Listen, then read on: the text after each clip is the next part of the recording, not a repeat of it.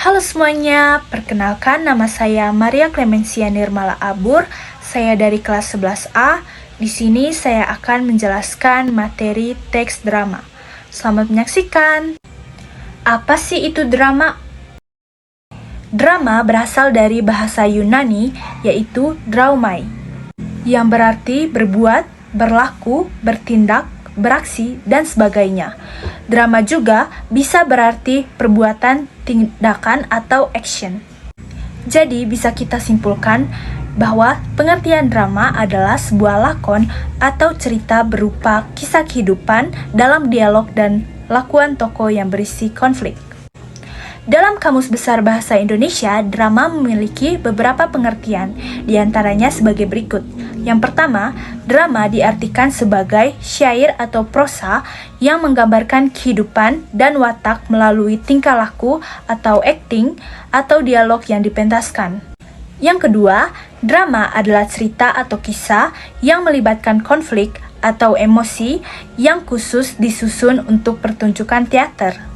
3. Drama adalah kisah kehidupan manusia yang dikemukakan dalam pentas berdasarkan naskah, menggunakan percakapan, gerak laku, unsur-unsur pembantu seperti dekor, kostum, rias, lampu, musik, serta disaksikan oleh penonton. Apa saja sih ciri-ciri teks drama? Yang pertama, memiliki cerita berbentuk dialog, baik yang dituturkan oleh narator maupun tokoh.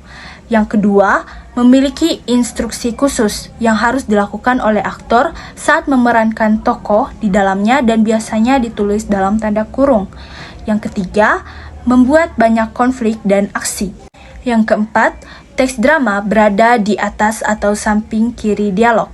Yang kelima, teks drama harus diperankan atau dipentaskan oleh manusia melalui lisan, ekspresi wajah, dan gerak tubuh.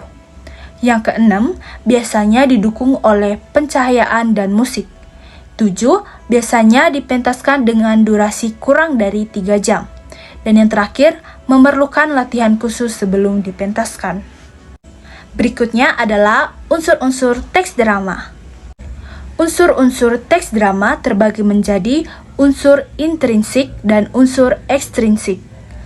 Yang pertama, unsur intrinsik teks drama. Unsur intrinsik teks drama adalah unsur-unsur pembentuk drama yang terdapat di dalam teks drama. Contohnya seperti tema, latar, tokoh dan penokohan, dialog, babak, konflik, hingga amanat. Berikut penjelasannya. Yang pertama, tema. Hal pertama dan yang terpenting dari sebuah drama ialah tema. Tema adalah gagasan utama yang menjalin struktur isi drama. Tema berkaitan dengan proses jalan cerita sebuah drama. Yang kedua, latar. Unsur teks drama selanjutnya ialah bagaimana latar dari drama tersebut. Latar adalah keterangan tentang tempat, waktu, dan suasana dalam drama. Yang ketiga, tokoh. Tokoh adalah pemegang peran yang ada dalam cerita dan menggambarkan karakter atau watak dari perannya. Selanjutnya, penokohan.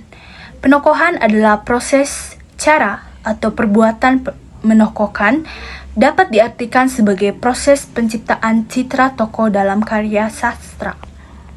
Ada 3 jenis penokohan dalam drama. Yang pertama itu tokoh protagonis atau tokoh utama. Yang kedua itu tokoh antagonis, yaitu tokoh penentang protagonis. Yang ketiga tokoh tritagonis, yaitu tokoh pendukung cerita. Selanjutnya, dialog. Dialog adalah percakapan antara dua tokoh atau lebih dalam sebuah drama. Bagian ini merupakan unsur yang penting untuk ada dalam sebuah teks drama, khususnya pada drama yang adegannya terdapat percakapan di antara para tokohnya. Selanjutnya adalah babak. Babak adalah bagian dari lakon drama. Dalam satu lakon atau pementasan terdiri dari satu atau beberapa babak. Berikutnya adalah konflik. Apa sih hal yang membuat suatu cerita menjadi seru dan mampu menarik emosi penonton? Nah, bagian itu adalah konflik. Konflik adalah ketegangan atau pertentangan dalam drama yang ditandai dengan adanya masalah. Pertentangannya terjadi pada satu tokoh atau satu tokoh dengan tokoh lainnya. Dan berikutnya adalah amanat. Jika ada suatu konflik atau masalah, pasti akan ada pesan yang bisa kita ambil dari kejadian tersebut. Disitulah fungsi dari amanat. Amanat adalah simpulan tentang ajaran atau pesan moral yang terdapat dalam drama. Amanat dalam drama bersifat ajaran moral dan mendidik. Sebuah drama dapat memiliki lebih dari satu amanat. Unsur yang selanjutnya itu adalah unsur ekstrinsik teks drama. Unsur-unsur ini adalah pembentuk drama yang terdapat di luar teks drama. Contoh unsur ekstrinsik drama antara lain adalah biografi pengarang, falsafah hidup pengarang, dan keadaan sosial budaya masyarakat. Selanjutnya saya akan menjelaskan struktur teks drama.